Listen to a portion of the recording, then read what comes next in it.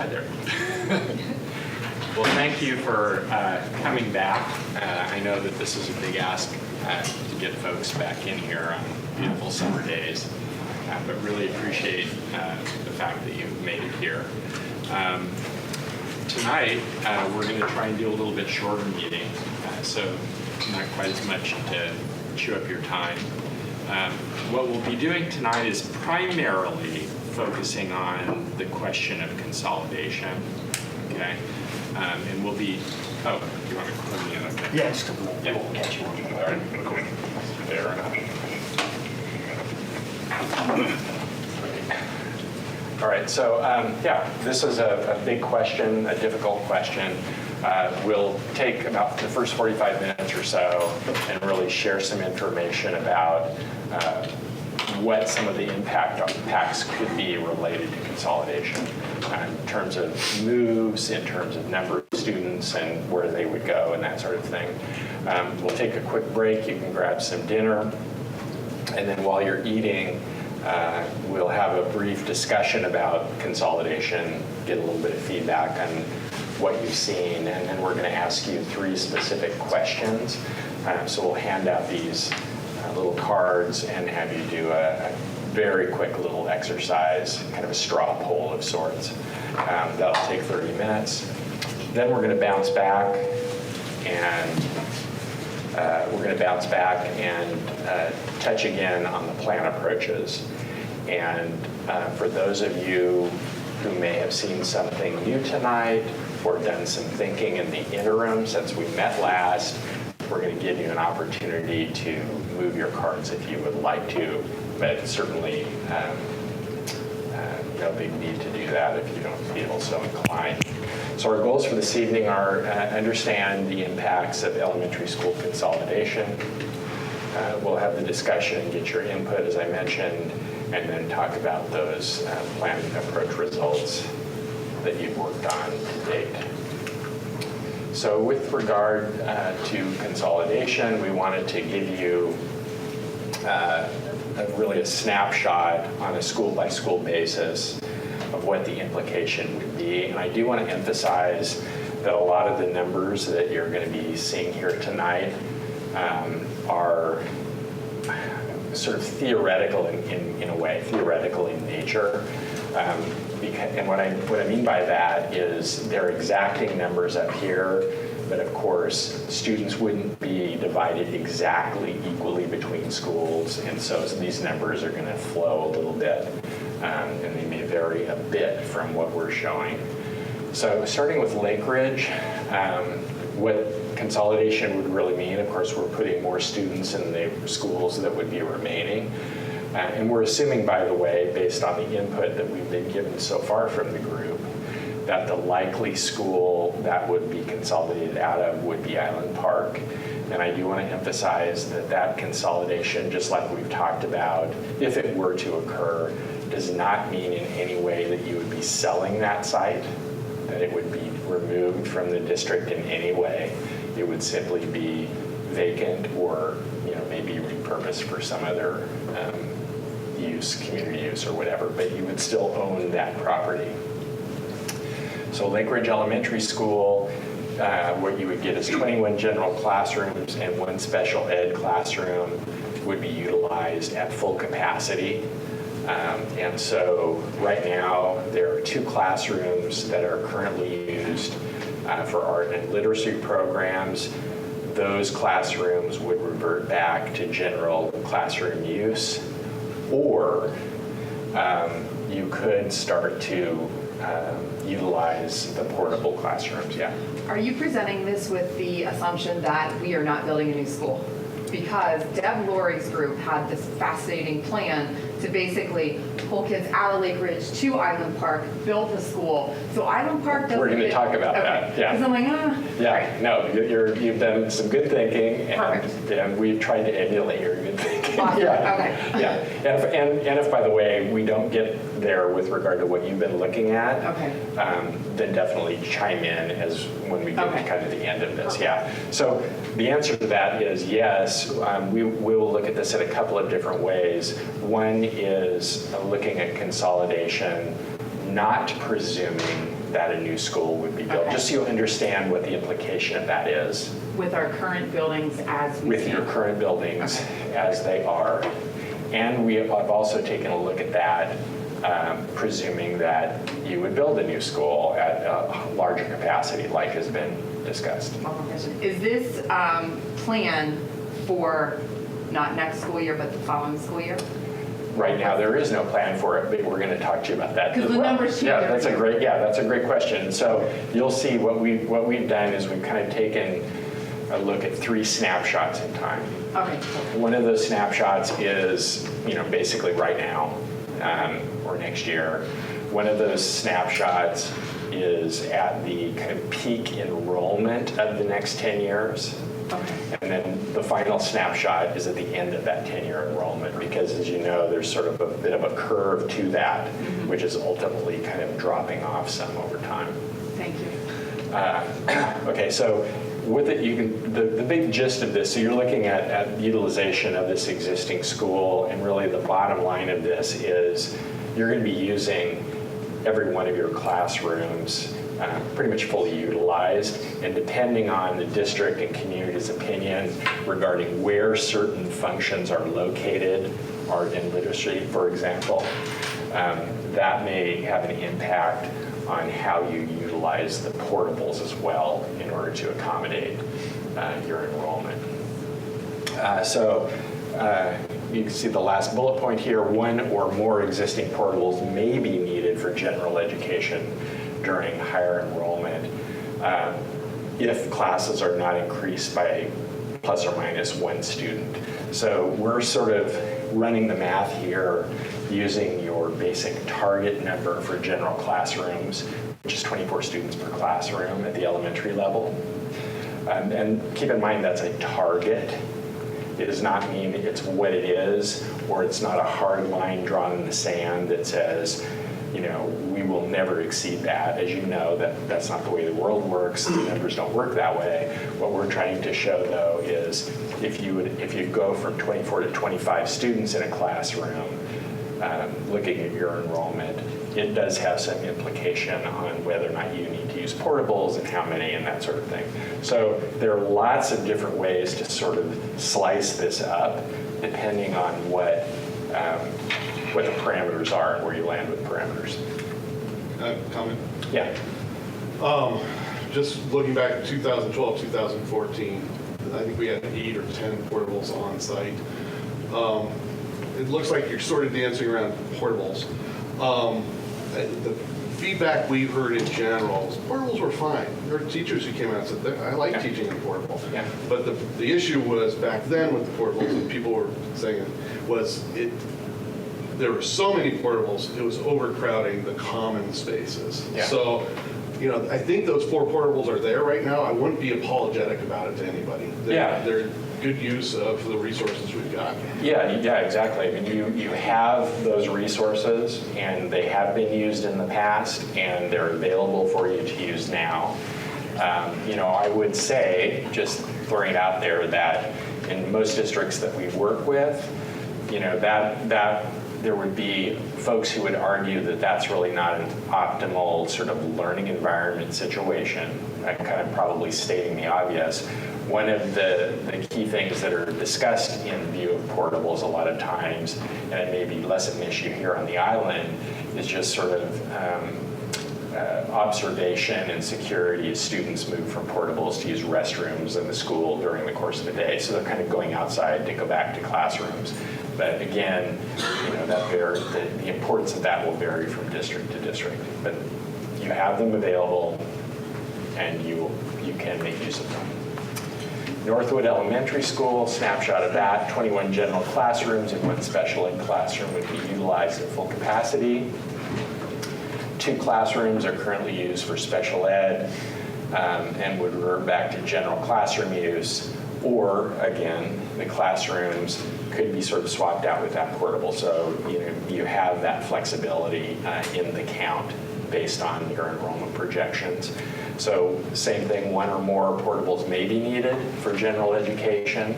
And again, it depends partially on the class size that you sort of land at. In this particular instance, the purpose-built art room, we're assuming it would remain as a dedicated art room because it was really built for that. And so that kind of stays in this assumption. West Mercer Elementary, 21 general classrooms, 1 special ed, fully utilized at full capacity of 514 students.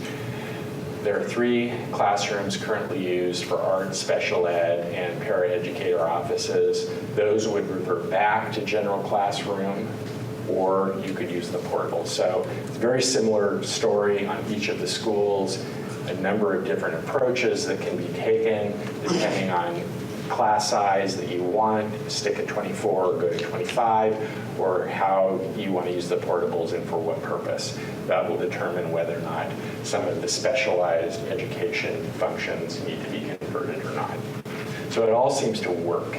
That's kind of the bottom line. So quick takeaways. If you're consolidating without replacing, and this goes to your question, without replacing an elementary, so assuming you decide not, the community decides not to go for a bond, let's say, or you consolidate pre-bond.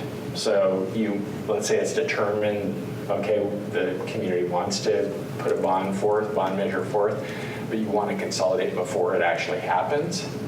Or if the bond doesn't pass, you go out for a bond and you didn't get to build the new school, you have adequate classroom space, including permanent and portable classrooms to accommodate your programs and the students at those 3 schools after you've been consolidated. So that's a big kind of check the box, seems to work fine. Individual schools will have the flexibility to choose how to allocate classrooms, so that's that flexibility I was talking about. Music and library spaces will remain dedicated to those functions at all schools, but we'll have more students using them, obviously because you've done what you would have wanted to do via consolidation, which is utilize that building as much as you can and make it efficient. So you got more students using music and library.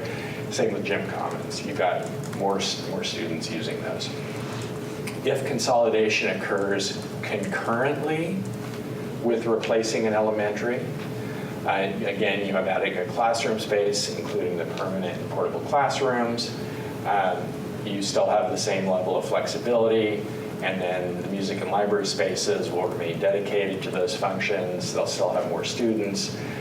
2 of the 3 elementaries now will have separate gym and cafeteria spaces, because if you replace Lake Ridge, it will now be functionally like Northwood, and so you'll have that going for you, where you wouldn't have had in the other situation where obviously you don't build a new elementary. All right, so let's look at the second piece of this, which is really the impact of relocation. So how would students, where would they go?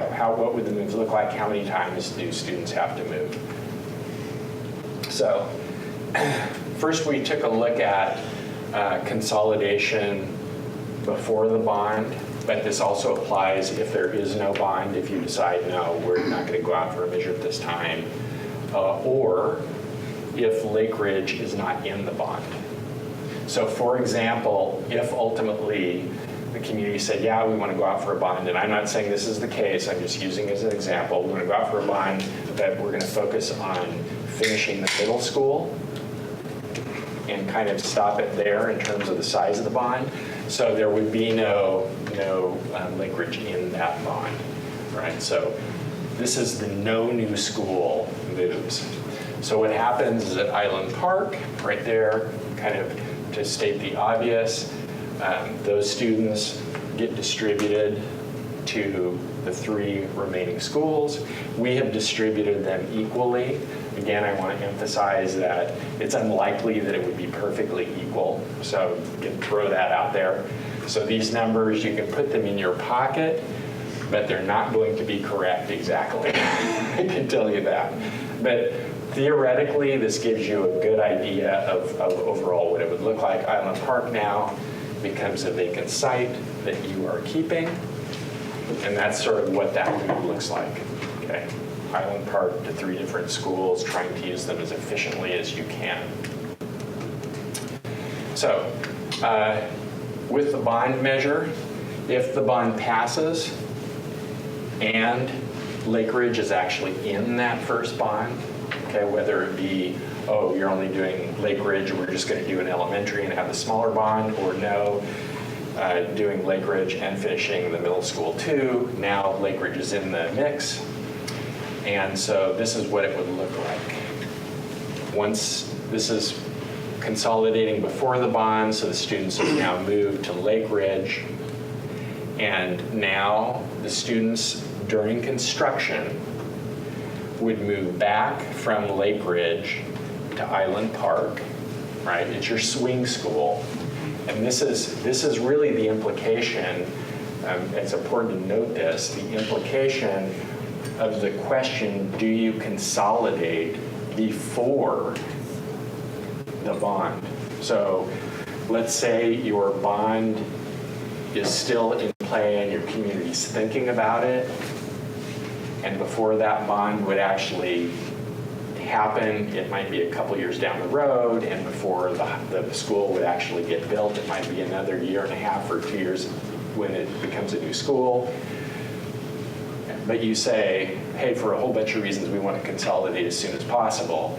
Now you've had to move out of Island Park, and then you've had to move into Island Park because of the swing space so that you can rebuild Lake Ridge.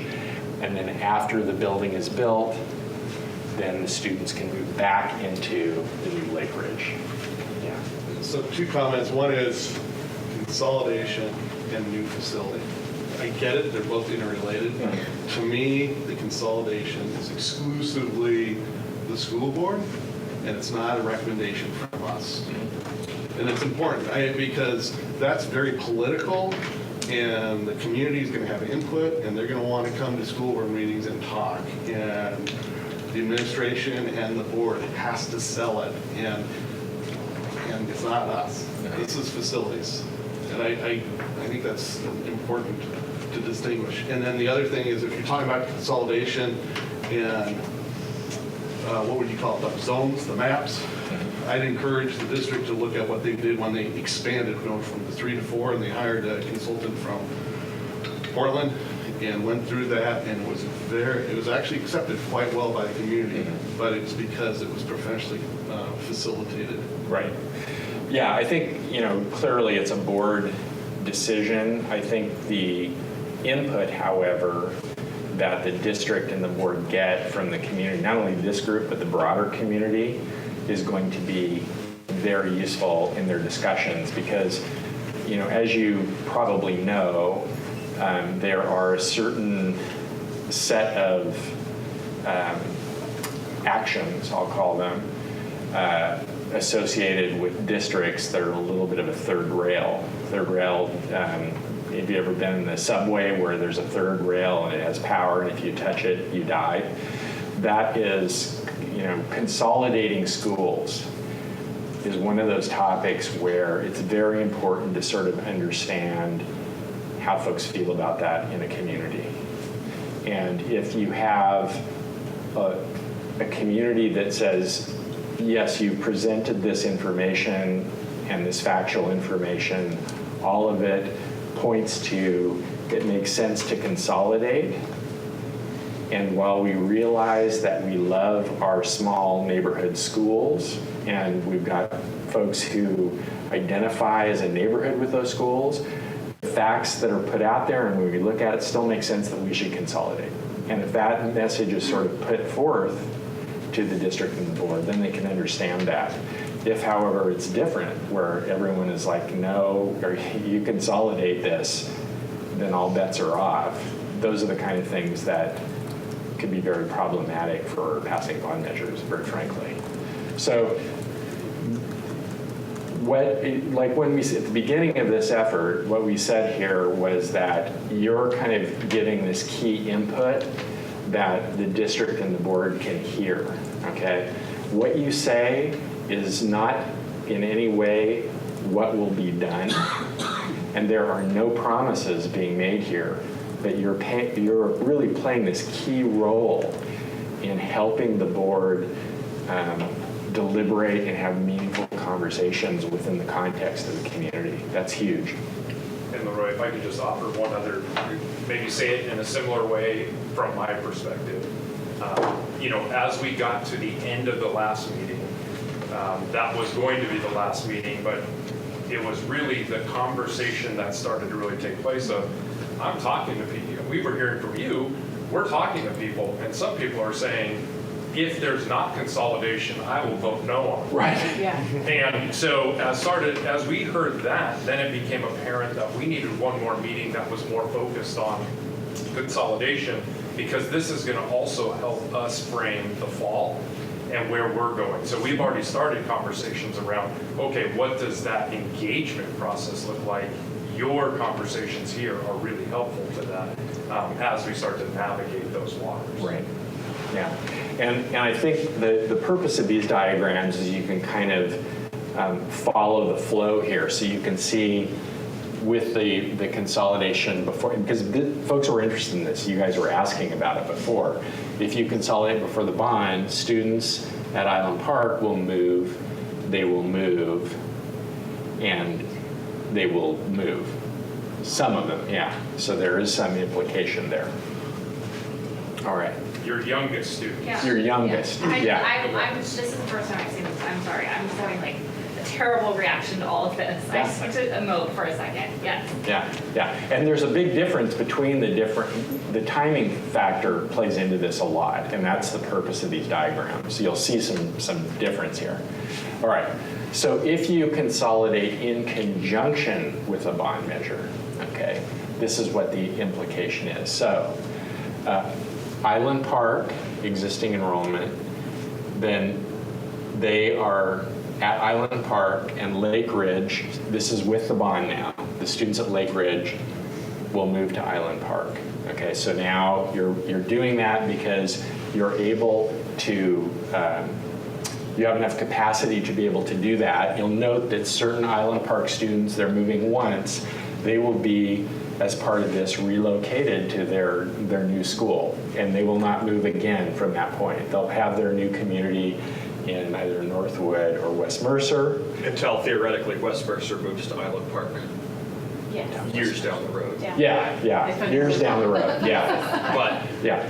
Unless you you, probably wouldn't have kindergartners move. With That's right. Like maybe kindergartner and fifth graders, but right, it's not going to yeah. be. I mean, I suppose if you really stretch it in scenario B, there could be a really quick, that possibility, but scenario B didn't really receive nearly the support from anybody that the other two did. Yeah, so these Island Park students, they move once, and that frees up some space at Island Park for Lake Ridge to then move in and free up the Lake Ridge site to build the new Lake Ridge school, okay?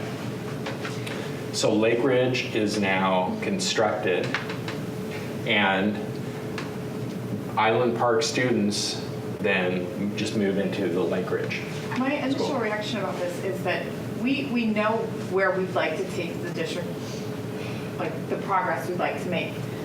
This makes the most sense to me because it looks like it's strategic. We are a strategic committee. This would be the strategy. It's like, hey, we're seeing where things are going. Mm-hmm. And as part of the conversation, we have two issues going on at the same time, which aren't necessarily related. We need to update and modernize buildings. And at the same time, we have this opportunity to do this with an empty lot. Right. And we can see this, and while we're not ready for the bond right now, because we're not going to present it until 2024, this is a great opportunity to put ourselves in a good position to do this. I mean, we've been talking about this, and I'm hoping that this is what the board would take, because this is strategic. This is what we're hoping that our district moves toward, is making these decisions that make sense for the kids, for the best for the students. That is like what we're all about. Right. Students first. Students are the priority. This puts the students as the priority. Right. Well, I'll let you, as a group, Yeah. say that and talk Yeah. about that. What we're doing is just going in with our eyes open. So you sort of understand, if you were to do the consolidation component, what it might look like, what families would be expected to do, that sort of thing. Yeah. I was curious if Fred could contribute on what the monetary savings would be to have a 3-school district 2 years from now? We've done all the back of the napkins pieces and say it's between, $750 and $1 million. However, that'll be a larger strategic conversation, which is scheduled for, I believe, next Monday, where we're going to have different people from HR and finance and myself who actually go through that.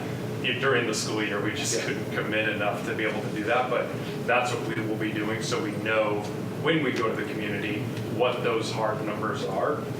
Because when you look at something like that and you say, okay, you don't need a principal anymore, but you might need an assistant principal, or you might need another director who's going to be able to oversee, now you don't have a true savings.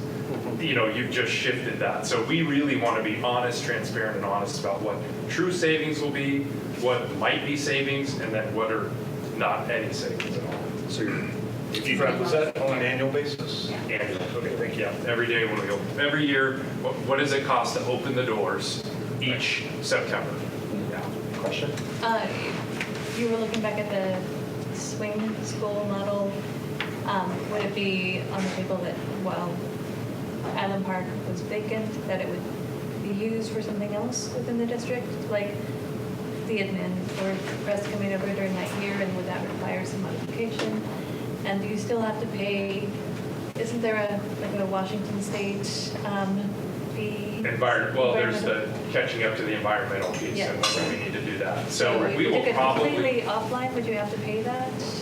if we took it completely offline, as long as we didn't put anybody in that, I suppose we could delay it, or no, as long as it's on our premises. You'd have to demolish it in order to open it. We have precedent, and it would be within our interest that if we were going to have a vacant building, whether or not it was, the district office or a school or whatnot, just like we did with the North Mercer campus for years, we rented that out. We had preschools in there. We had a developmental private school in there. So we had different tenants in there over time. There are good things about that, and there are challenges with that. And I think we had lessons learned about what we want to make sure we did. But, that is down the road, quite a bit. And I want to point out too, and this is based on sort of the feedback that you've given so far, is what we have heard is that in instances where there were plans being kind of developed and discussed that involved a replacement elementary, Lake Ridge, okay? And you remember that we had a premium number if you were going to do it with an occupied site. And we talked about also the potential impact on the design of the overall site if you built a new school while it's occupied. That existing school has some limitation for you. So nobody included that premium, which means that everyone at that snapshot in time was presuming that Lake Ridge students would always move in a replacement. So I'm kind of reminding everyone of that, so that in all cases, when a replacement school is involved, even if you don't consolidate at all, there are still students that are moving for one of their school years, okay, based on what we've heard so far. And that's with no consolidation at all. All right, so just a reminder of that. So this kind of makes sense, this diagram makes sense to folks, okay. All right, so takeaways on this one, if you consolidate prior to the bond, bond doesn't pass or the bond does not include Lake Ridge, then Island Park students will move once. Island Park is vacated but retained for future use. If you consolidate prior to the bond passes and the bond includes Lake Ridge, Island Park students will move once. Lake Ridge students, including those that came from Island Park, that was that last diagram, so including those that came from Island Park, they move twice.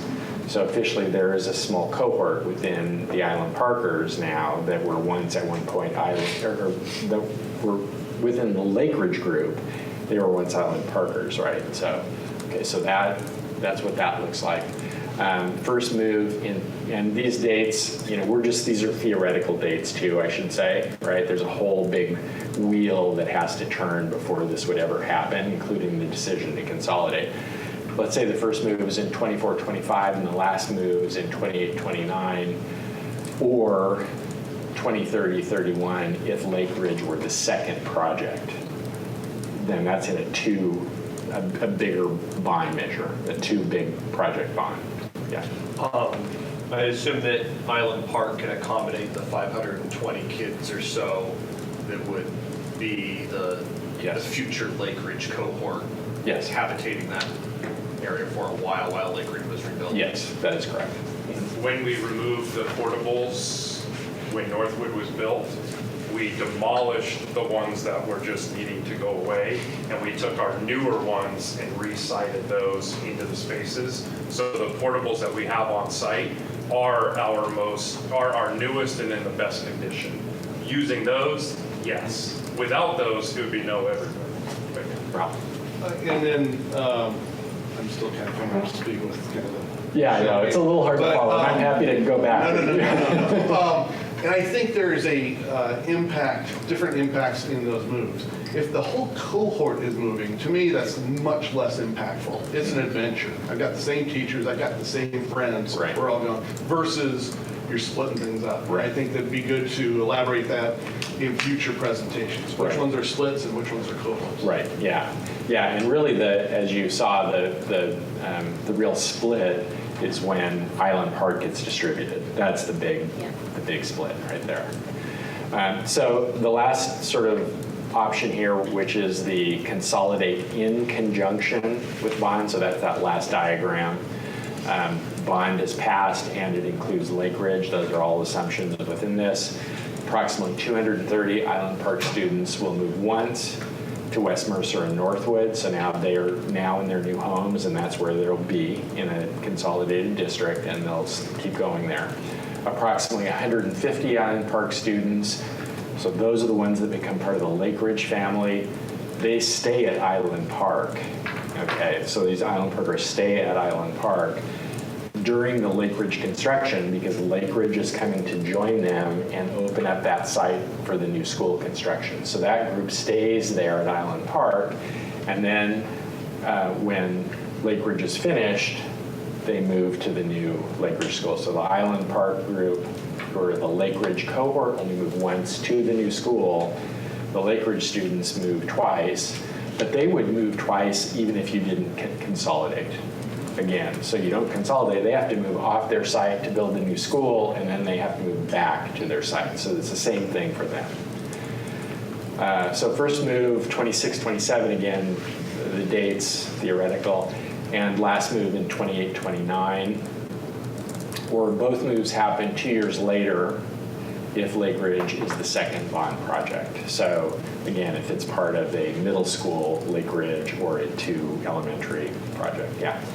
I guess it doesn't seem like it was a major part of this, but if we were to rebuild elementary schools without consolidation Yeah. and build on unoccupied sites, Okay. right? Then if you were saying rebuilding Lake Ridge, you would have to take the Lake Ridge kids and move them to occupied schools, That's correct. and you'd probably not integrate them into the classrooms there. You'd probably take a teacher with Lake Ridge students and plop them into a classroom. I guess you'd That's have- a you'd level have to of figure out- detail we you'd have to haven't figure gotten that to, out, yeah. but you would Maybe, still yeah. be, Yeah. if we're talking about, you mentioned, so we're talking about not building on occupied sites. Yeah. People are moving. They're moving, all yeah. over the place. Right. And probably it's more disruptive. Right. When you try to figure out the iterations of that when you're not Right. consolidating a school. Yeah, and that I think it's a good point is, you know, it's all kind of trade-offs, right? Your decision making is, okay, what feels the best given all these different factors? And in that instance, it's, okay, if you don't want the kids to move at Lake Ridge, you know, assuming you were proceeding with a bond that included Lake Ridge, or even if at some point in the future, 20 years from now, if you don't want them to move, have to deal with that, then you'll probably have to pay a premium to do it on an occupied site. And you know that you're having to work around that existing building, which will probably have some compromises made for the final design of that building that's going to sit there for 75 years. And so if you move students, yes, it's an inconvenience to do that, but the offset is, obvious, right? So, okay. So we wanted to just kind of show you real quick then the map of this. It's kind of giving you the same information, but for those who are more graphically inclined this way. So existing condition, you've got the 4 elementaries. Here you see the enrollment on the 4 elementaries between 379 and 424. Just stating the obvious, all schools are well below the existing permanent capacity. There's what that means, we've heard it already talked a little bit about amongst this group, is there's a greater potential for partial staff FTEs and blended classrooms because you've got fewer kids at this school. And of course, there's probably some, which was a question just a moment ago, some relationship between those 4 schools versus 3 and higher operational and maintenance costs associated with them, which it sounds like there'll be some work happening that really tries to articulate more clearly exactly what that is.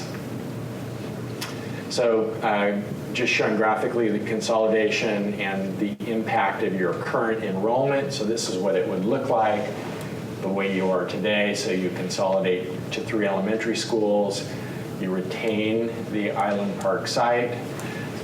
If this enrollment is equally distributed, you're looking at about 528 plus or minus students, which means you're a little bit over your permanent capacity, just slightly. Yeah.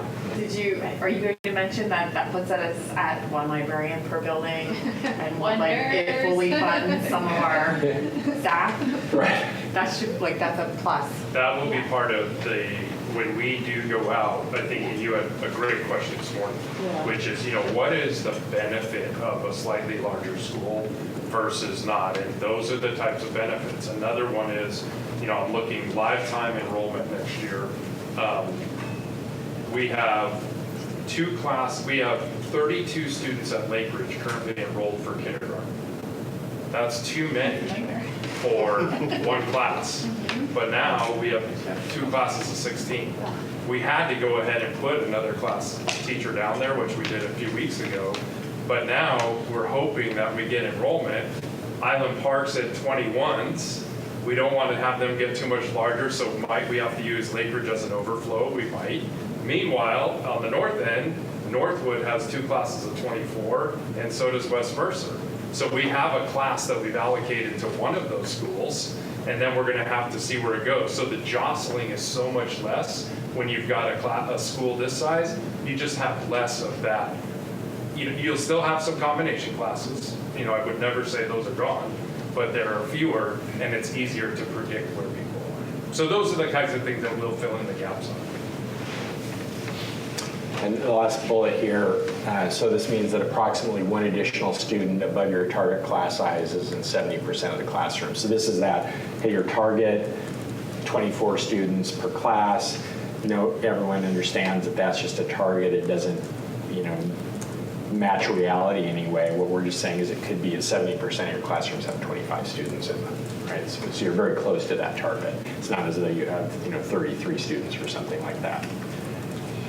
Okay, this is the peak enrollment, taking a look at it. So this is the 2025-2026, based on the enrollment projections that we have, again, which could, certainly vary their projections. So you consolidate to 3 elementary schools, retain the Island Park site. If it's equally distributed, you're now up to 538 instead of 528. Okay, so it's 10 more students per class. Again, this is very important here. I want to stress that. Theoretical, this is a perfect distribution across schools. Won't be exactly that, just so know that. But it gives you a feel for, okay, what's the zone of being big? What does that really mean for us? So you're 24 over your permanent capacity, or approximately 1 additional student above your target class size in all your classrooms. So that you'd be sitting at about 25 students per class across the board if everything were distributed equally. Knowing that there could be a year where you've got a few more third graders and a few, less fourth graders or something like that. So it might be a little bit higher. Okay, and then at the end of the 10-year enrollment, so everything has now been dropping from that peak. And so 10-year enrollment, if equally distributed, you're at 518, so 10 less than where you would be at now per school. And so you'd have approximately one additional student in 20% of your classrooms.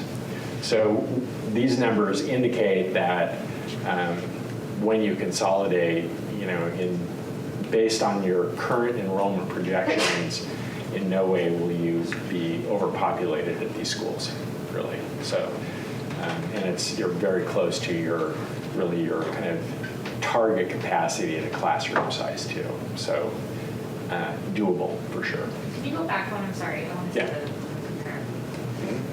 Thank you. Yeah, so 538 equally distributed, one student throughout all of them. Yeah, Rob. On the first meeting, there was a number put out for an elementary school cost, and it was, what, 115 million? And that was for building how many pupil elementary school? 600. Was it In the 600 or was first it meeting? 650? It was 450 and 600. Well, I think that came in later. Yeah, I think that's right. I'm looking at, we have Randy back there, yeah. Yeah. Yeah.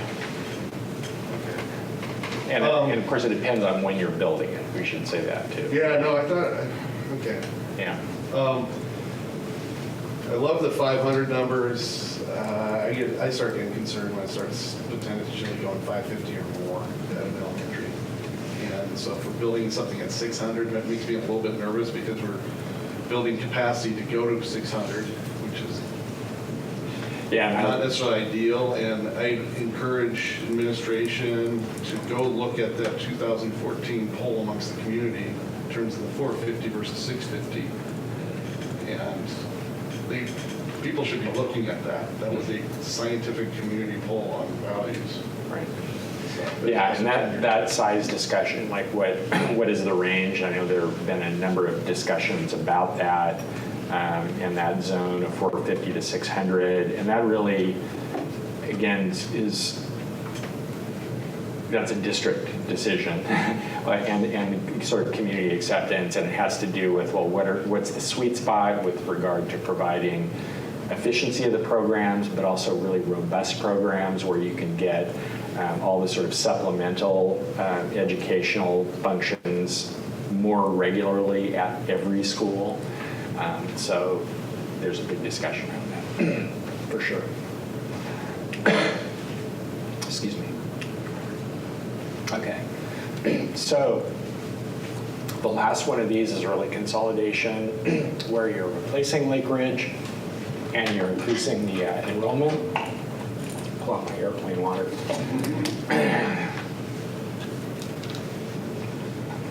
So obviously you're adding additional capacity at Lake Ridge when you build it. So 10-year enrollment is proportionally distributed. Northwood and West Mercer have enrollment of plus or minus 490 students, which is a little bit below capacity now. And Lake Ridge has an enrollment of 574, which is a little bit below capacity too. So you have that added capacity within still being your target class size at 24 now. So there's really, you're not making the assumption that that class size might have to go to 25 or 60% of the classes go to 25. So sticking with that target size, you can see that building that bigger school adds in a little bit of flexibility too to the district if those enrollment figures start to go up 15 or 20 years from now or something like that, right? You've got that added capacity in there. And let's see, maintain approximately one permanent classroom. This is kind of nice too. One permanent classroom may very well be available at all the elementaries too. So that's kind of an added level of potential flexibility within this theoretical, equally distributed number count. How many times can I say that? I'll say that a lot. All right. So takeaways on this: if you consolidate without replacing an elementary, or you consolidate pre-bond or your bond doesn't pass, so you're not building this new replacement Lake Ridge and adding capacity. District-wide permanent capacity is 1,542 seats within the existing schools at the elementary level. Enrollment is at or slightly above that permanent capacity based on the projections at the 3 schools after you've consolidated. And portables will be used for general instruction and or specialized instruction additional programs, depending on what makes the most sense and how they're utilized, basically. Enrollment below total capacity, including the portables, of 562 to 610 per school at the 3 remaining schools. And approximately 90 to 160 additional students per school above the current enrollment. So you've increased that enrollment and you are efficiently using your buildings is what it comes down to, really. And you're doing it without significantly increasing your class size, probably in the order around 1 student or so. So again, eminently doable. If consolidation occurs concurrently with replacing an elementary, your capacity bumps up some 1,628 students. So that is an increase of capacity of 86 students when you build that 600 student capacity. Your enrollment is near or at permanent capacity at the schools. Portables are not needed for general instruction. So that's one of the things that new school can start to do for you. But they still can be used for other specialized or additional programs if you wanted to make use of them. And then there are the numbers right there. Enrollment, you're well below your total capacity now because you've added capacity. And approximately 60 to 110 additional students would have been added at Northwood and West Mercer because Highland Park has gone out to those schools. Yeah. If consolidation occurs concurrently with replacing an elementary, that first year you would still probably have portable use though, right? Because we're not adding capacity. Yeah, during construction. During construction. That's right. Yeah, during construction. Yeah. So we're talking about, so both pre-bond and. Yeah. So we didn't carve out of that the construction year. That's right.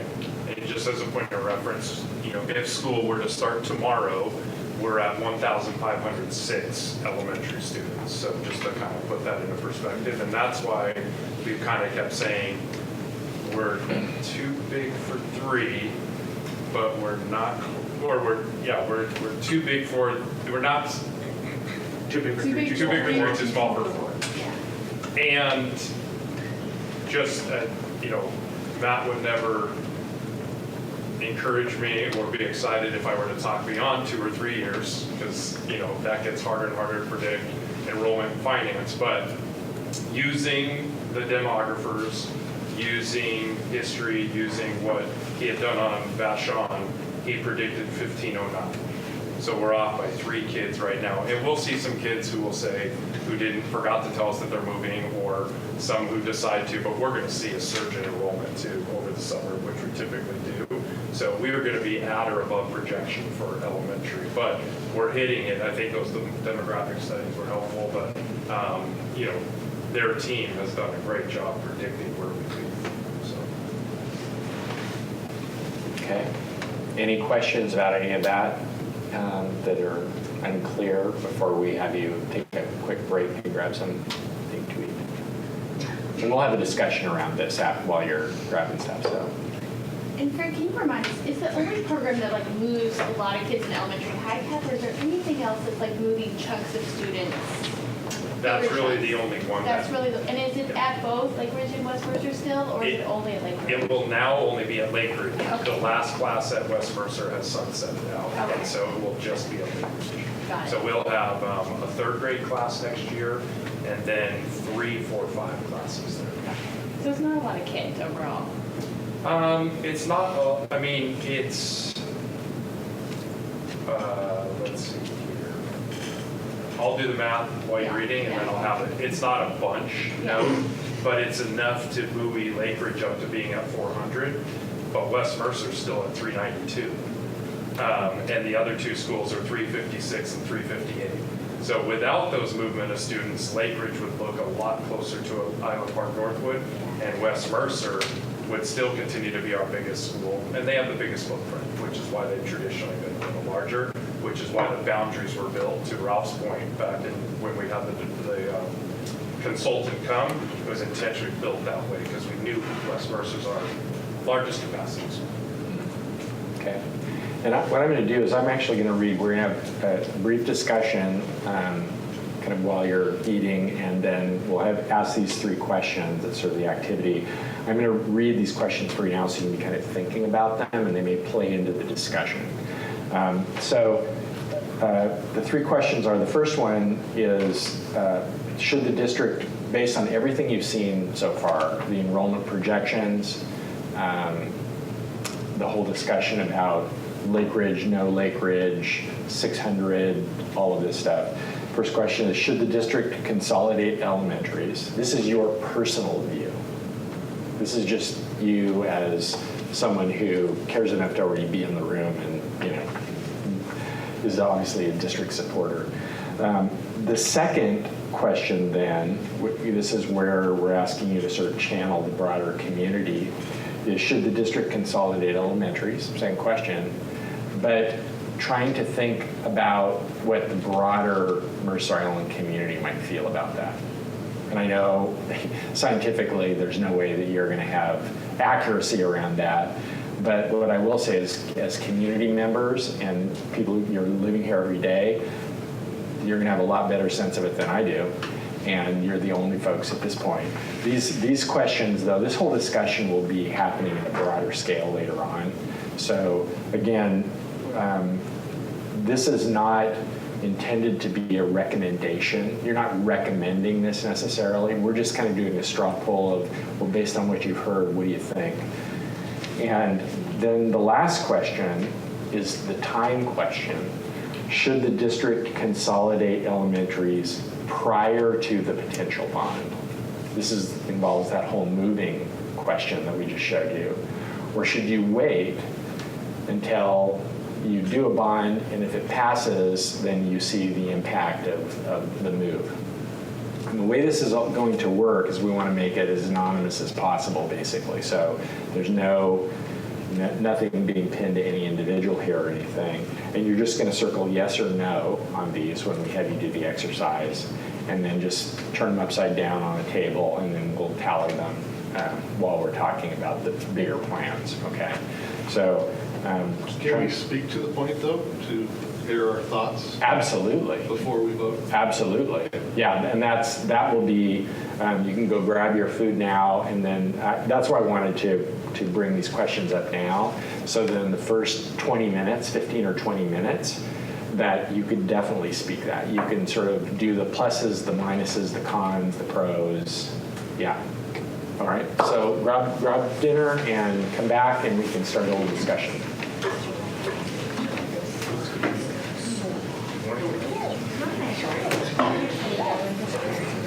What's that?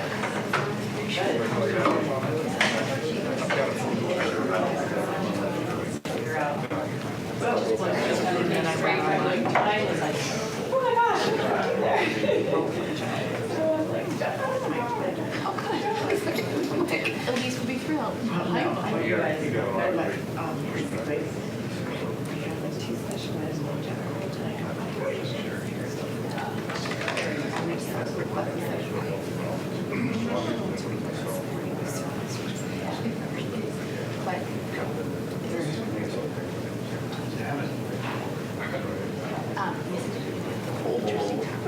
Oh, really?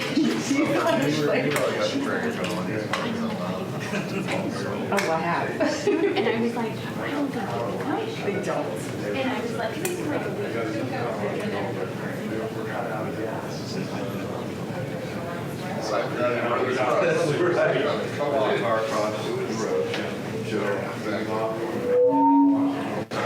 If I wanted to turn this off just temporarily, I just hit this. Yeah. If you push and hold. Just push and hold. No, that was the big one. This is a little one. Big one's in top when you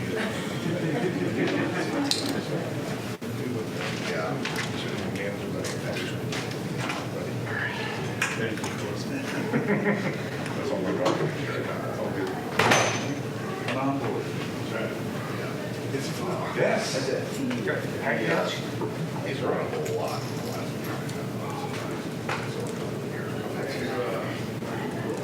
think he got his beat out of it first, and now he's coming around a little bit.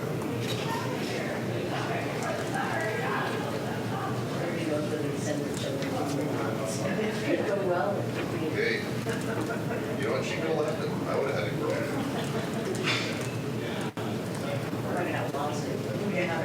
By the way, that curve cover is awesome. Isn't it? That is the That is the best money I ever spent. Yeah. I mean, that is select. Yeah. You can see like where they kind of Yeah.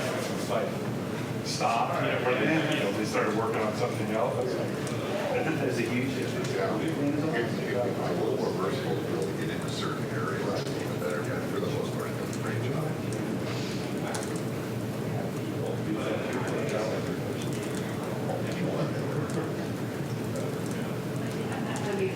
What was that?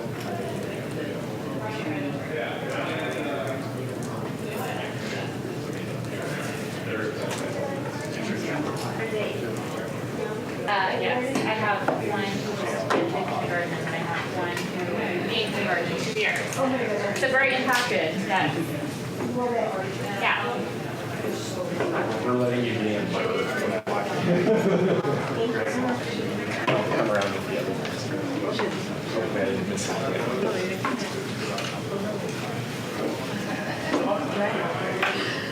gonna spill pizza all over mine. That's okay. Oh, okay.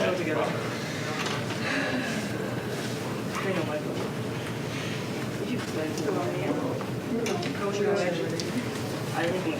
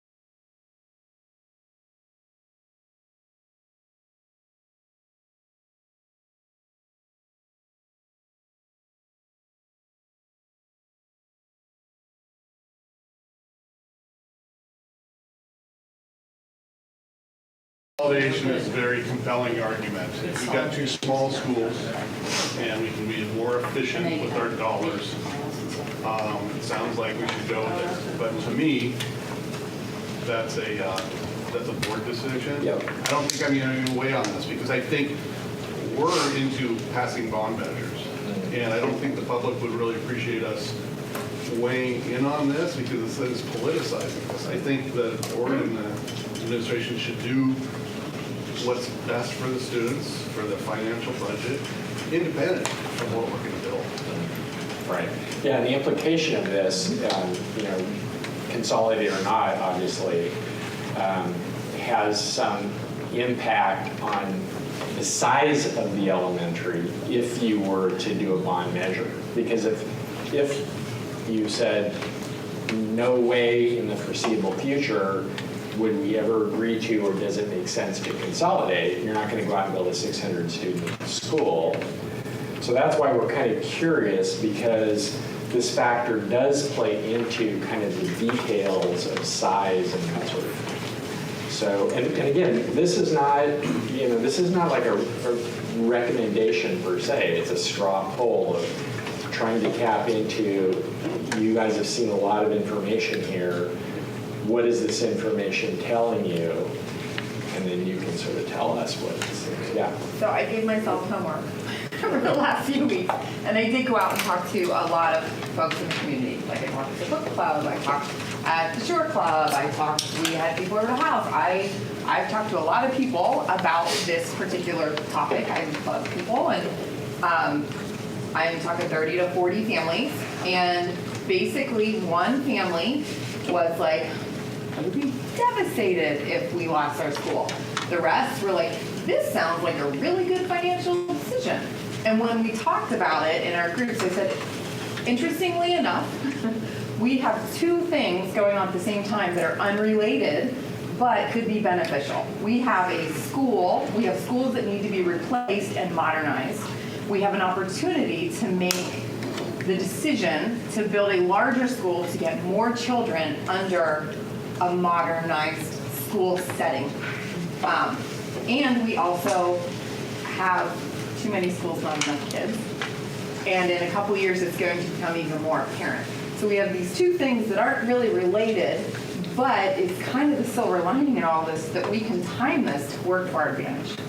And there were questions that came up. Our neighbor, he had great questions. He's a good one to talk to. He's like, you know what? What's in it for me? Basically, he said, I can understand financially why the district would want to do this, but I'm not willing to do this if my child is in a larger class size. Luckily, he's at Island Park. And I'm like, well, 5th grade next year. Right now, there's only going to be 2, and there could be 30 kids. Love that the information says that 25 to 26 would be the max. What's in it for him? He's going to have a right-sized classroom for his child. So there is something for him. I love that information was given. While I don't think it's for us to decide on this committee, I do feel like we're a nice cross-section of Mercer Island to get a feel for how, when you bring this up, how are people reacting to it?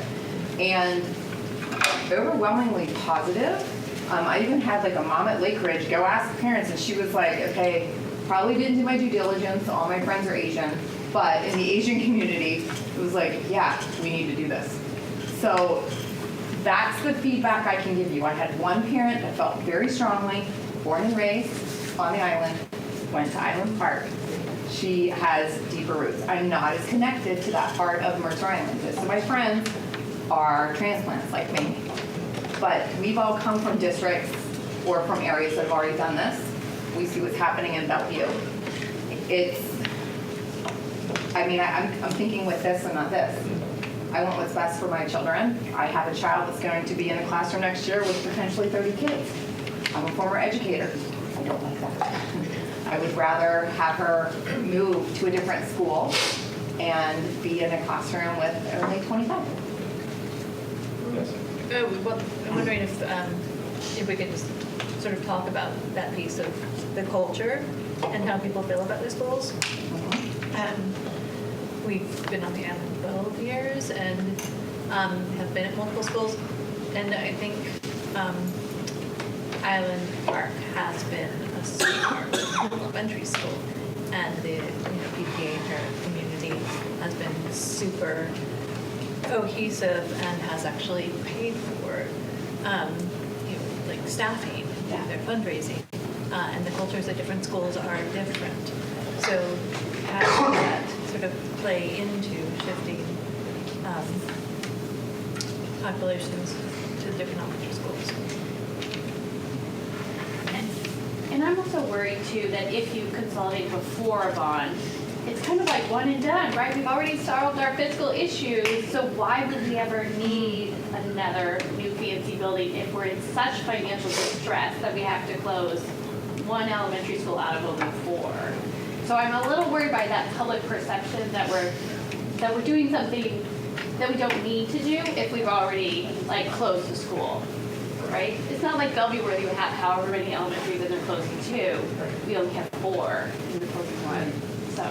Yeah, and I think that goes back to the question of which you can ponder this now that you've seen all this information. Certainly one part of the puzzle involves enrollment capacity, right? Another part of it has to do with the facility condition part of it, which we shared that. And then in some instances, in this particular case here at the high school level, really, that's where the programmatic piece has really been talked about the most at the high school level, probably a bit less out. Although I would say that, in our overlapping Venn diagram, the enrollment capacity impacts programs from the standpoint of class size, right? So that goes back to that piece of it. So the question, I think, is, whether or not any of the other information you've seen, whether it be program-related or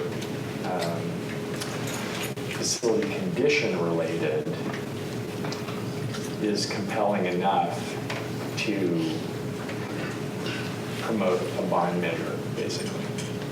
So. I've also shared with families exactly how much it would cost for a $2 million home, because that's where a lot of my friends are. And there were some mixed reactions. $1,500 a year, oh, it's like $120 a month, that's nothing. And then some families were like, that's a lot of money. So I don't know. I have no clarity for you on that. Right. It was a mixed bag. Yeah, there's a hand back. Yeah, so you didn't talk to our family. I would be a devastated family if Highland Park closed.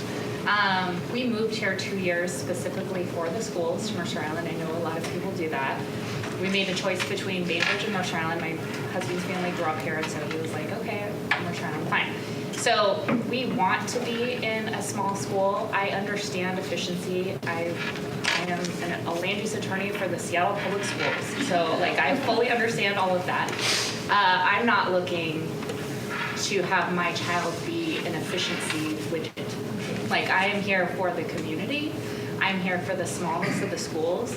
Bainbridge, a brand new school there, I think the enrollment at Blakely is 250 students, and then they have different systems where at 5th grade everybody goes 5th, 6th, and then there's a little middle school, and then there's a high school. So there's different, and they did that because there was a consolidation that occurred, or there was something that happened with capacity 5 years ago. So there's other ways of looking at it rather than just closing a school. That would possibly deal with the 5th grade thing, right? If we change, not for next year, but for somebody. I also wonder with the projections, I was talking to Fred about this, there was a state law passed, probably many of you guys know about this, that now we can have 3 units per lot, straight up state law on Mercer Island, and that will add to housing capacity on this island. Whether people like it or not, it's going to happen. So there will be more people, hopefully more kids. And so I think consolidating might not be a great idea if we think that we're, not quite big enough for 4, but not small enough for 3. Because 500 something students at an elementary school, to me that feels really big. That's all. Thank you for sharing. Let's see. I hope we and everybody here cannot talk about the latte factor. I heard it brought up Oh, yeah. once. Sure. That's like a red flag in terms of people who sacrifice a lot or who are older citizens who are not making it day to day or barely. A lot of people don't go to Starbucks Right. for that very reason because it is expensive. I have one point, but I forget. I appreciate the smallness. If it was 575 or less, it'd be all in probably. My concern is we build 3, we could go down to 3, and then we have this mindset of 3, and then now we're at 600, now we're at 650. And to me, compelling for people to move here. They look at our elementary schools. They don't look at our middle schools. They don't look at our high school. They look at our elementary school. And having small elementary schools is, to me, enticing for people to come here. That's part of the reason why I prefer to do an elementary school first if you have to choose finishing the middle school or not. I mean, I have to leave in a minute, so I'll just say one other thing. If we're looking between the middle school and the elementary, because it's interesting, because initially last meeting we were all leaning more towards the middle school, but this has all been about elementary school.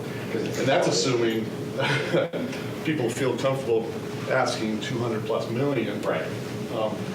But I like the elementary first and only possibly because the enticing elementary schools. And then the other thing for people to consider is the per student impact for costs. If we do an elementary school at whatever, 100 million, that's 500 students. If we do half of a middle school at 60 million, what was that quoted out at? I would have to go back and look at the numbers exactly to see, but I don't remember. off the Okay, top. But it was. but it's maybe 60 million, something like that, Yeah. divided by 200 students, because we're looking at that capacity. Yeah. That's a big difference in terms of the impact, dollar per student. So we are going to loop, that's a good point, and we will loop back to this question of the bigger picture again. So maybe in the spirit of moving forward before you walk out the door.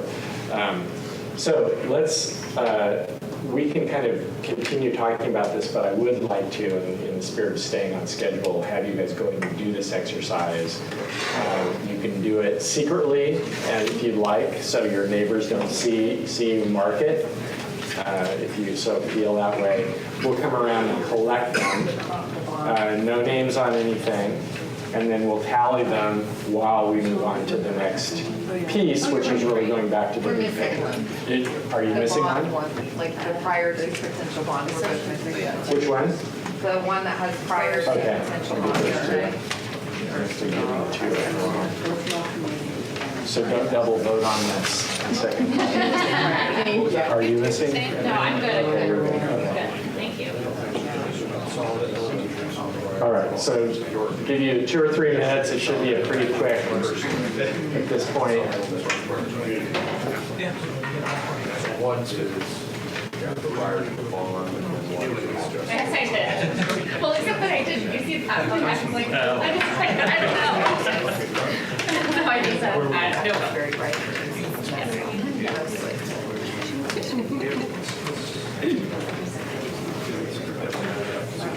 Oh, did I give you- Sorry about that. Parents wedding survey do not know about. Oh, there one They're was not. completely ignorant. Yeah. Like we just moved here for school. I know.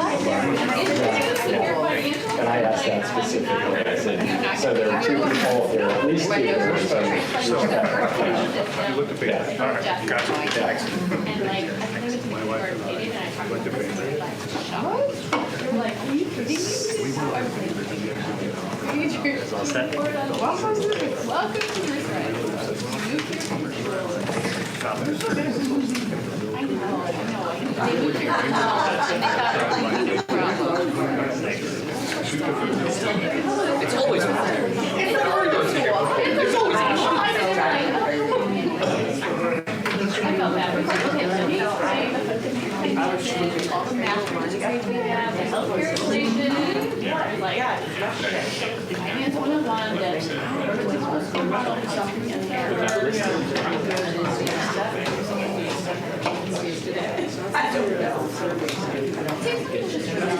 that we're not just the nerd, about the nerd, I'm gonna be in trouble myself. Yeah. I need to go up and down a little bit. And it really got that huge playground out there. It's just so much It feels like a time. So, kind of going at a million miles an hour here again. Before we shift gears in this last 30 minutes, is there anything else involving consolidation that we haven't really hit on that is some big consideration that you would like the district in this room to hear about, or you would like us to capture in meeting minutes and so forth? Or we kind of... Is there going to be a consolidation committee? Because Susan wants us. I want on it. We talked about how, one of the reasons that would make sense to shut Island Park down is the traffic and safety Yeah. consolidation. How much busing Right. and moving across the island would that entail? I mean, would that happen? What would the busing implications be?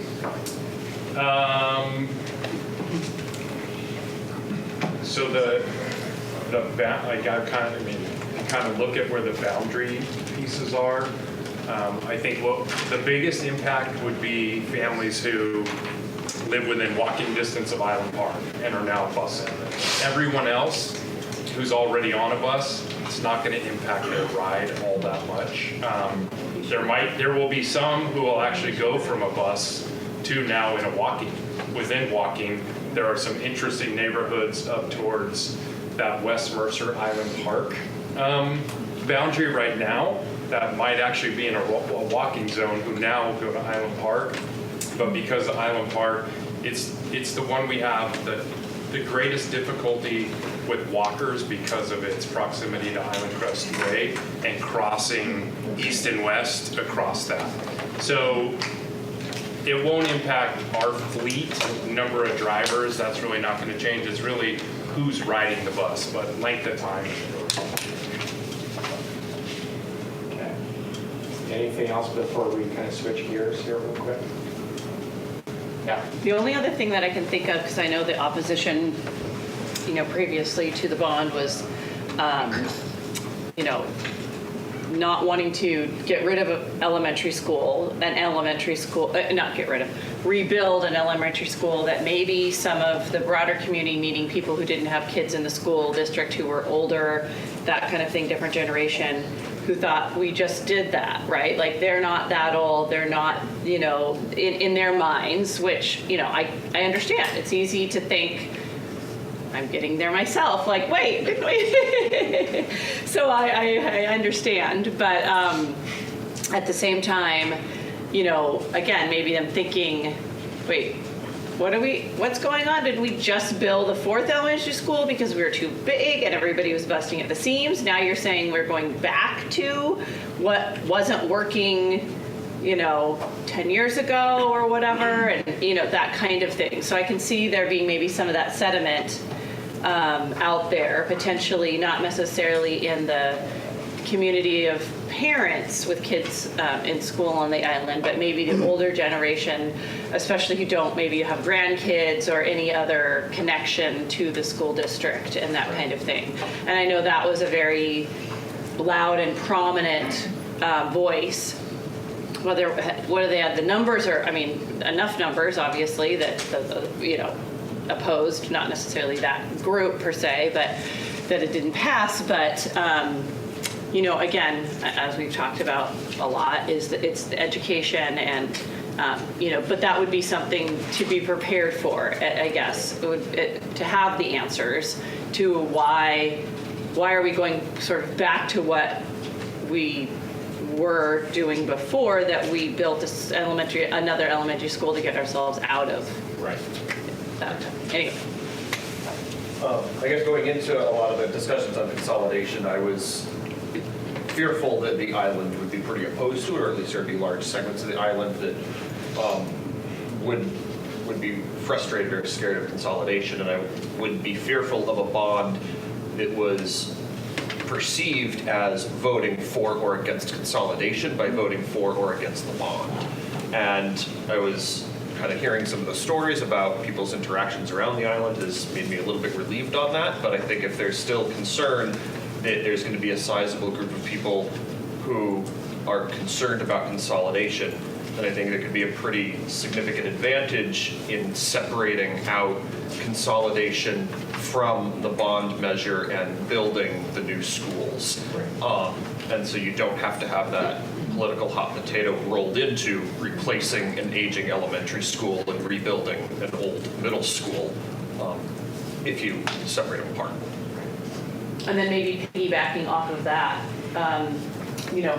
perhaps then, if that felt like that sort of had traction as far as opposing consolidation or something like that, certainly scenario C is one that accomplishes a lot of our goals, obviously finishing the middle school as well as supporting some of the things at the high school. That could be potentially the scenario that gets more traction, at least now, and then especially like when you say getting education and things out there, okay, now that we've done the middle school, we've completed these projects, so now we've got to move on to and see, and then maybe, and we've been thinking about this now for 5 years, 6 years, 7 years, 8, 10 years, however long, so it's maybe not a surprise, and you vetted it and you see now we really are at this point. We are, Fred was saying, it's hard to predict out, but if we've been watching that, knowing the issues that we have now, does that come to fruition? Does that come to light? And if it does, then you also have a little more sort of hard facts and evidence as to why we would need to do this, I guess, whatever the second bond would be kind of thing. I have to say, I love this conversation because you all morph into good planners. I mean, you're able to really talk about this in a very comprehensive way, which is great. I mean, just listening to this whole conversation and hearing you struggle with it is super encouraging. And one of the things that I really feel good about is, for all of you who've been coming here regularly, you have a pretty good handle on all these different factors, and you can really go out and kind of talk about the pros and cons with the rest of your community, and advocate where you feel like advocation makes sense, and ask questions where you think that is the approach that makes sense. So that's super encouraging. And I think that just in my view, in conjunction with the two comments that were made, clearly there are plan approaches, like a phase 1 plan approach, like C, where you're going to do, say, the middle school, where the idea of consolidation at the elementary level and what you do in the bond are decoupled, right? They're what you do right now with your elementary has nothing to do with the bond per se, because you're not having to make a decision on how big you're going to build an elementary school, because you won't be if you're only doing the middle school. They're decoupled, right? Same thing exists if it's decided in the community that a bond of this type would not be supported and doesn't make sense for some reason. It's now also decoupled. It doesn't necessarily mean that you're still not going to have the consolidation discussion for a whole lot of other reasons. With regard to the comment back there, I think it's interesting because it really gets to the point, and this is my personal view again, of sort of being able to lay out a clear plan on what makes sense with regard to facilities in the district moving forward relative to what you've done in the past. And I'll kind of paint one scenario for you. It could be, for those folks who would have a question in their mind, hey, why did we just build a new elementary school not very long ago, adding capacity, and now we're consolidating because things have changed all of a sudden? Well, yes, things have changed. There has been the facts are, projections appear that there's a drop. But if there's a plan moving forward that's really built around how you would build a high level of flexibility in the district in the future, should things change where enrollment goes back up, but at the same time are addressing certain issues now, that's the kind of plan that you want to get. So it could look like the district, and I'm not saying that this is the case, but it's kind of a little bit coming out of what has been talked about here, meaning the two elementary schools and the two elementary school schemes in B, the basic assumption there was that each of those replacement elementaries would be built at 600. That was the base idea, right? So you could say that the plan moving forward would be that the target capacity of an elementary school is acceptable between 450 and 6, right? That's kind of what's been said, not by us, but by the district so far, right? That's a pretty common number, a target zone, pretty common in our experience.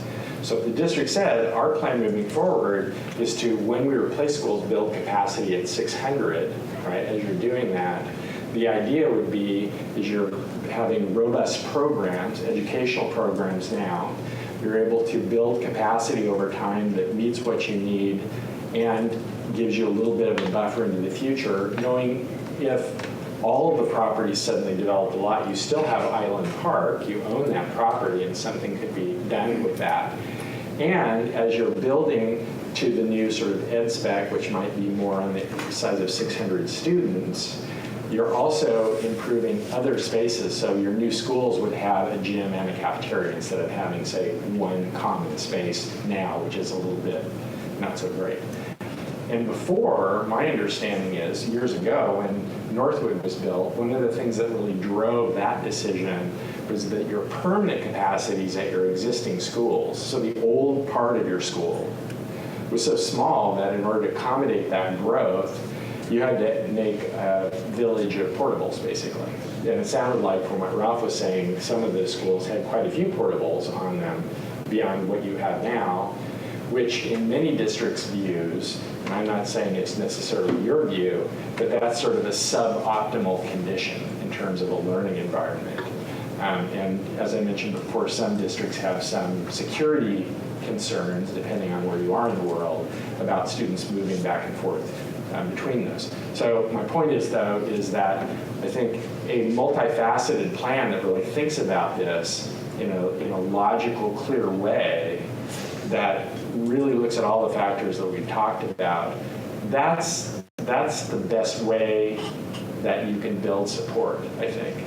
And if you don't build support at that point, maybe it's not logical enough. It's not making enough sense. So, okay, so I'm going to move on to this really quick. And what this is it's just a reminder. Oh, do we want to do the ribbon? Yeah, we can do it. Yeah, sure. Why not? Yeah, see where we kind of land. Everyone's still Everyone is on pins and needles. Is that what you're saying? So again, just straw poll, the personal viewpoint of should the district consolidate from 4 down to 3, 9 yes, 2 no. Community view, trying to look into the tea leaves or into the crystal ball. Pretty strong belief that the community would say yes. And one person said no, which is interesting. There's actually more of a personal saying no, which is interesting. And then the decision to do it prior to a bond, if you did do a bond, 5 yes and 5 no. So, And one undecided. And one undecided? Okay, So one undecided. Pretty split. Yeah, so pretty split. Yeah. Can I insert a quick Yeah. question? Yeah, go to town. Do you think people, or are you personally, more compelled because of the fiscal potential or because of the program potential? Or is it something totally different, or are those two mixed? I think there's members of the community who are very concerned of the fiscal well-being of the district, and I think that's going to be a huge driving force. I think that would be a leading reason to hibernate Island Park and kind of go with scenario C, kind of play it out, see how it goes, and go further. And then I think parents that are in the community are really pushing more of the programming and really wanting the strongest, best programs. And so I think you do have a split community depending on which member you speak to. I think personally it'd be much more on the programming. Like I want a $2 million 1960s house to come to Mercer Island and have the programming here. And I'm willing to pay more for that than I could be much bigger house for $2 million or the same house for not $2 million, but not get the programming. And so I think, yeah, to me, the biggest vote for consolidation would be giving the one FTE of all of the, I wouldn't say auxiliary services, but the bonuses, and not having to worry about having a 28-person class and first graders or things like that. But on a community level, I would totally respect the financial concerns as well. I think, I asked that because the narrative on the fiscal side has largely been controlled by our neighboring districts because they're going through it. The numbers they cite in terms of what they think are the savings versus even what we've done on back of the napkin are very different. We're not anticipating being able to say what some of our neighboring districts are saying that they're saving. So I'm just curious. And like I said, we're going to break all that down. We're going to do all that work so it's totally transparent. We'll look at numbers so we can be transparent about class size, program, and all of that when we go to talk. But this is really helpful. I remember one conversation I had with a mom who, she said, ultimately I would love to be able to have my kids stay at their school, but I'd be willing to sacrifice that to not have a blended classroom. They don't want, so it's programmatic, and that came up a few times. Yeah. So for some reason there's a large group of parents that are very afraid of those like 2-3 blends or 4-5. It's just not desirable. Which we'd have to be transparent that we cannot predict the future to say they're absolutely obsolete. They are less likely to happen, and we have a proven record of that leading up to the last couple of years. They happen far less frequently. The safety concerns are also quite compelling for me. Okay. Also not being a parent of a kindergartner and getting her into the car, having that not happen on the large street in town. So I hear you. And I'd add, because the other districts are so in the paper and public about what's happening, there's this uncertainty. What's going to happen to Mercer Island? Is the library going to get cut more? Are we going to lose our nurse? We don't know. And so all those program impacts, there's a lot of uncertainty around that. Are there going to be 30 kids in our class next year? Or is it going to be 32? And how is the teacher going to manage? So all of that uncertainty, especially at the end of the year, is nervousness about next year and what's going to change. Just to make up for, we know stuff is happening because you read about it in the paper every day. And Mercer Island is not mentioned in the paper. I wish you were. I wish we could know. I was like, what's happening? Issaquah, Bellevue, Seattle. Well, hopefully we'll be getting in for the good reasons. Yeah. Too. Our financial outlook is looking much brighter right now than a year ago, that's for sure. Great. Well, since you asked a question, Fred, I'm going to sort of speculate and then ask one too. So there are more no's, don't do this prior to a potential bond here than just the straight up no's, just don't consolidate, right?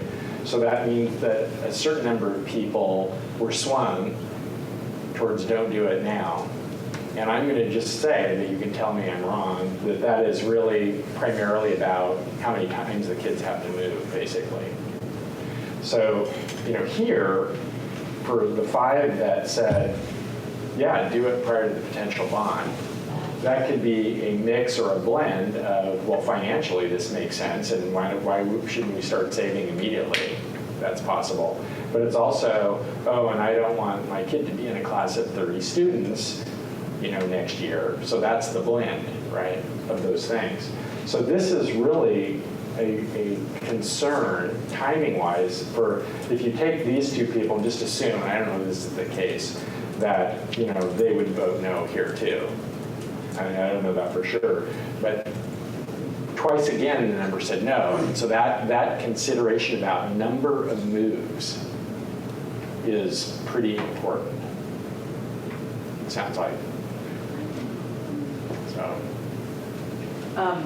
I think one of the things too, again, looking at all the different things, but when you talk about separating out the consolidation from a bond, I think is important. And, maybe a potential way of doing that would be, because again, the consolidation is not, that's a like it's a different issue, even though it feels like the same issue in a way. And they you know, kind of cross over. The decision to consolidate isn't necessarily tied to the bond, even though it could appear to be tied to the bond. And if you consolidated before, if you were just going to consolidate, like we're consolidating, that we don't have to vote on that, we don't have to pass a bond to do that, we, you know, right? I'm assuming. Is that true, or? I think the one instance where they are tied, though, is if the plan that was proposed as part of the bond involved a replacement elementary school, because now you have to decide what capacity you're building for. And that is a multi-million-dollar decision. And so and part and parcel of then you have to say, okay, are we going to build it for 600 because that's within our target capacity zone that we feel comfortable about, and we're going to pay X millions of dollars to do that. Or no way are we ever going to consolidate, therefore we can build this school at 450 or whatever the number is, right, which saves millions of dollars, but you know what I mean? So if the school is involved in a proposal, you really have to determine what the plan is consolidation-wise, and they're linked.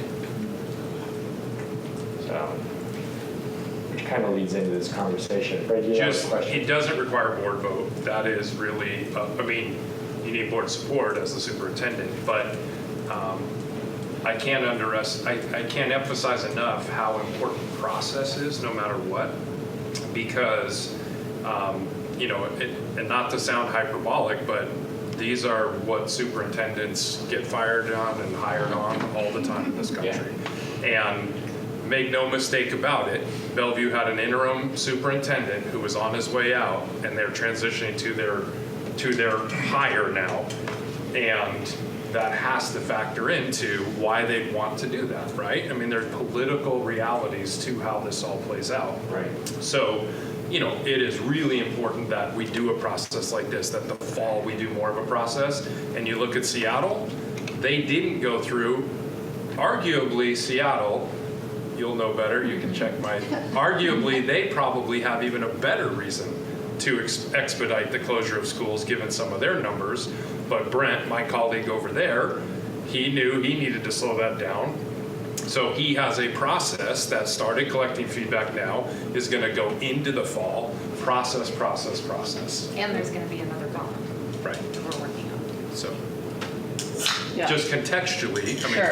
you know, Well, and I like again- my job. So I got to get this right. Of course. Stay away from the third rail. That's right. Exactly. Yeah. Meaning, I mean, I guess that you know, goes more towards the you know, kind of the scenario 3 or C, and that if you did that, then you would have even more time to sort of work through these things and, again, slowly vet out the whole consolidation thing and all that, if it felt like that was going to be a sticking issue or something that people would vote based on the consolidation or not type of situation. But coming back to the principles at the very start of the process, we identified that the elementary schools were of highest need for their, like, structurally, safety. So we go back to scenario C, and then it's like, well, we're sort of missing the mark on the point of the bond and where we're putting our dollars. Not that those aren't also very important projects. So it's difficult. It's tough, isn't it? Yeah. Well, I think it's probably a fair statement to say that the best plans, this has been my experience anyway, the best plans really reflect the values of the specific district that they've been built for, right? Because if they don't, well, any bond measure that is not reflective of what the community wants will not pass, right? And it's not in the district's, the community's best interest. So that's why this process is so critical, because the district wants the plan and they want what is actually done, to reflect your culture, the culture of Mercer Island, right? Because you're the taxpayers who come here and bring your kids to this great school district, right? So, and these are difficult things to struggle with, and I feel sorry for Fred because he's got a really hard job here. He's trying to sort it out too and listen to what you have to say. So that kind of brings us back. You brought us back to this. So we're going to zoom back out now, away from consolidation a little bit.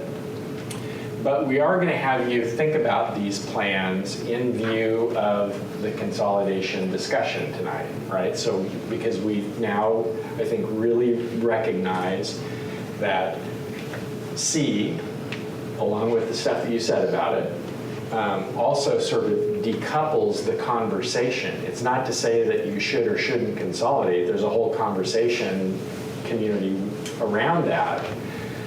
That conversation is simply not driven by the plan, phase one of the plan, right? But any of the others are. So here are these 4 plans that you developed, just in a high level, right? 2 major project plans, middle and elementary, 2 major project plan, elementaries across the board, smaller, perhaps more palatable cost-wise, focusing on middle school, and 1 getting out of the chute fast on one of the elementary schools instead. And so we had you go through this exercise in our last meeting, and you can sort of see the votes across the bottom. Just a quick reminder, the white cards, for those of you who may not have been in the room, are your personal perspective on what makes the most sense given what you've heard and some of the reasons why. And the yellow cards are you're looking into the crystal ball and trying to channel your community on what they might accept. And as we talked a little bit about last time, there were 2 schemes that sort of bubbled up to the top in terms of just the card count, so to speak. One of which, the largest number of white card votes, was a bigger bond that included both the middle school and the elementary, and the scheme or approach that had twice as many as the next runner-up of yellow cards. So a guess at the highest level of support by the community is focused on the middle school, okay? And so this is some of the reasons behind, we sort of looked at the cards, and we didn't capture, by the way, all of the reasons why, because there were a lot of great notes on there. What we tried to do is quickly scan them and just look for reasons that were really coming up as consistent reasons. So what you see here is the idea of, finishing the middle school. I won't read through all these, but I'll give you a key to what you're looking at. The 4 votes, the number at the front are how many white cards said that. And the number at the second is how many yellow cards said that for a given scenario. Okay, so we kind of just tried to track those. And there weren't any particular surprises. These been talking about and bringing up the whole time, but it starts to at least try and quantify, how many people are sort of seeing that as a driver for going for this sort of approach. And similarly with scenario C and D, and you can see right at no surprise that cost, as we've all seen already, is really the primary driver on why you would go back to a single primary project out of the chute. It's the obvious thing, and everyone kind of recognized that. And so the quick exercise we wanted you to do, we only have a couple minutes left, is given this information that we've just talked about, so we've now added that to the layer of all the work you've done associated with consolidation. If anyone feels like they need to shift their card around for any reason on these plans, now would be the time to do that. I'm not saying that you should or you have to, but if you feel compelled, yeah, you know what, I've changed my mind, now would be the time to do it. And we did have one person at the end of just, last meeting actually, after that conversation, moved their card over. So if somebody wanted to do that, there's no shame in doing that. It's just simply, hey, I've learned something new. go ahead and do that. And it doesn't look like anyone is feeling compelled to get up and do that, at least amongst this group. Okay, so we put this question up, and I'm not completely certain that we really need to answer this question, but I thought I would throw it out there anyway. I think, come fall, when we do broader community outreach, really I think the intention is to take the thinking and the work that you have been doing, and we're going to boil all of this down, by the way, into hopefully a very concise summary presentation that will show you first to make sure that you can say, yeah, that's what we talked about, and we'll go out. But when we talk to folks in the broader community, we're going to show them the different approaches that have been discussed, because they're all certainly valid for very different reasons, okay? But we also think that it's important to point out to them, kind of going back to this previous slide here, that there were a couple that sort of bubbled to the top just in terms of the internal thinking of this group for two very different reasons. So this is sort of the community piece, and this is from the group that had learned all this information where they were landing.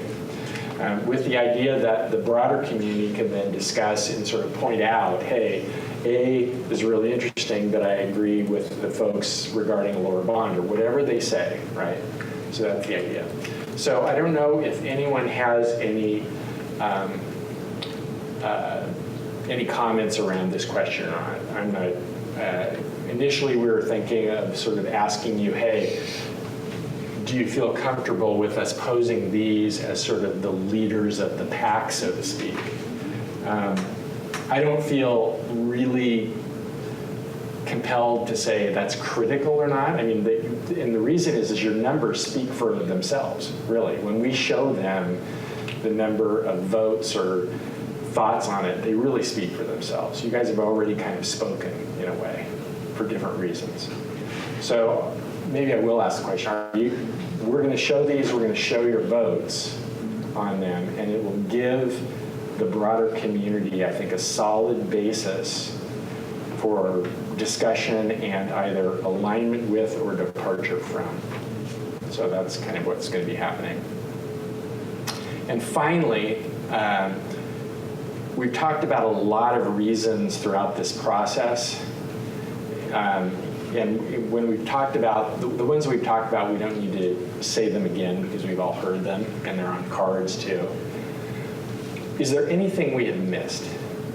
That's what this slide is about. Of all of the things that have been talked about, if you were to go out and try and explain to someone in the community why this or any of them makes the most sense, or we really need to think about seriously moving forward with a bond measure because, is there any compelling reason that has not been brought up that you can think of? And if not, that's fine. It sounds like to me you're suggesting in the fall to go out with scenario A and scenario C. No, we're going to show all of them. All of them, okay. Yeah, for sure. Okay. Yeah, no, we want everyone to be able to see the thinking that was done for all the reasons that these are up on the board. But at the same time, we want to be able to say, we had these up on the board and we asked this group, knowing what you know, that the group as an individual felt was most appropriate in terms of the proposal for themselves, and what they believed was most appropriate for the community, and that's where the A and C come in.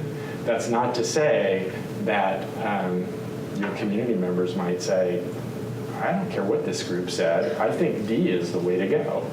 And we might, and it's possible we could hear 80% of the people pile onto that, surprise, surprise, and that's good information for us to hear, and it's building upon the work that you've done, obviously, right? So, yeah, they'll see all of them. Okay, nothing here. All right, great. Next steps. And if I would say if you go away tonight and come up with like a super compelling thing, send it to Brandy, because that would be good to capture. So next steps, this is what we're doing. August, there's an update to the board on the long-range facility plan. September, we're going to, I mentioned this already, come back to you guys. The purpose of that is to make sure that what we're going to be planning on taking out for these community outreach meetings in October is an accurate representation of your work. And in our hard work to try and boil it down to a high-level summary, that we haven't misrepresented it in some way. We don't want to misrepresent what you've been thinking about. November, we may have a final FPC meeting just to share with you if you're interested. A lot of folks we work with are interested in hearing a summation of what your broader community has said. And that, I think that's just really kind of interesting to hear that. Are they in alignment with, or what if maybe they've added something that you never thought about, which occasionally happens. So that's sort of out on the horizon, and if you're interested, it could be it's really in respect for the work that you've done.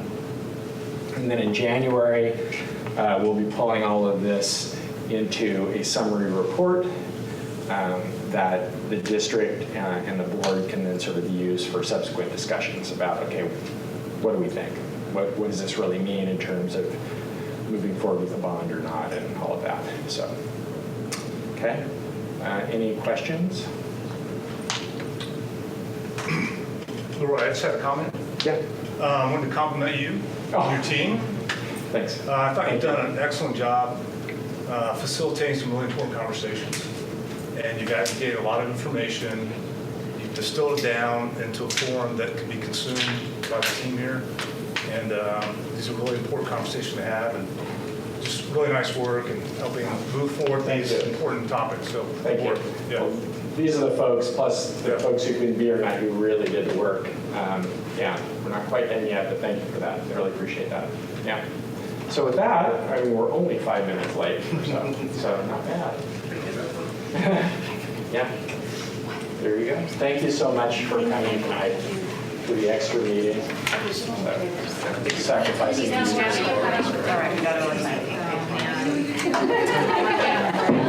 Maybe I could get her early.